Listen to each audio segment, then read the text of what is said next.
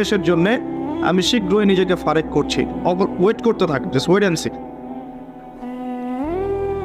মানুষ সে আল্লাহকে ভুলে গেছে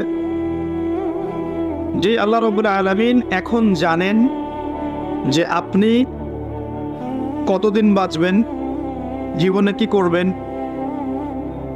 কোন দিন আপনি কোন কোন বেলায় কি কি খাবার খাবেন, কোথায় কোথায় আপনি কি কি পাপ করবেন এবং কোথায় কোথায় আপনি কি কি পুণ্য করবেন। আল্লাহ পাক এখনই জানেন।